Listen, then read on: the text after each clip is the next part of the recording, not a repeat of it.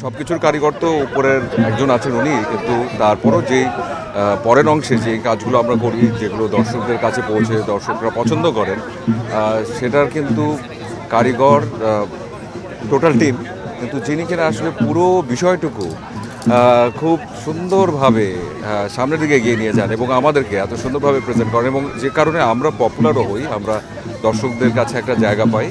সেই মানুষগুলো হচ্ছেন ডিরেক্টরস, এবং তাদের ডে এটা বিশেষ, এবং এই ডেতে আসতে পেরে আমার ভীষণ ভালো লাগছে। সামনে আরও কিছু কাজ আসবে, এখনই বলতে পারছি না। সাইন করা আছে আরও 2-3টা ছবি, সময় হলে সব কিছু জানাবো ইনশাআল্লাহ। অপুদির সঙ্গে শুটিং করে আসলেন, বুবলি বললেন এই সরে যাও, কিছু হয়েছে কিনা? এবং তারা দুজনই আসলে কাজের জায়গায় ভীষণ সিনসিয়ার এবং খুব দায়িত্বশীল আর্টিস্ট, এবং সবচেয়ে মজার বিষয় হচ্ছে যে কাজ নিয়ে আসলে বোঝাপড়ার জায়গা কিংবা স্ক্রিপ্টিংয়ের বিভিন্ন জায়গা, কিংবা দেখা যায় যে একটা সিন কতটা সুন্দর করে আরও করা যেতে পারে, একটা শর্ট যদি প্রপার না হয় সেটা আরও কত সুন্দরভাবে দেওয়া যেতে পারে, এটা নিয়ে আসলে আমি দেখেছি দুজনের ভাবনা থাকে। কাজের ব্যাপারে তারা আসলে একেবারে অন্যরকম।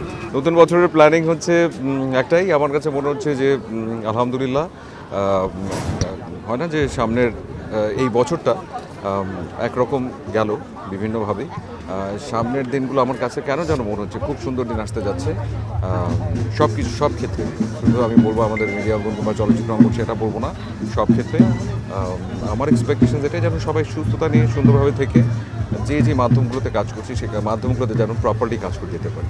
ঈদের কাজ অলরেডি করা হচ্ছে, তো ওই কাজের প্রেশার, আজকেও শুটিং ছিল, বাট আজকে যেহেতু ডিরেক্টরদের মিলন মেলা, তো আমরা সবাই মিলে সিদ্ধান্ত নিয়েছি যে আজকে শুটিংটা করবো না, আজকে সবার সাথে আড্ডা দিব। না না না, পালানোর তো প্রশ্নই আসে না।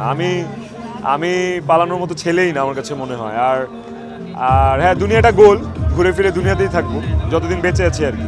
রিসেন্টলি যে মিউজিক ভিডিওটা বের হয়েছে প্রেমের নদী, ইট ওয়াজ আ ম্যাসিভ হিট, অ্যান্ড মানুষ খুব পছন্দ করছে। গানটা সুন্দর, তো মানুষ লাইক করছে আর কি।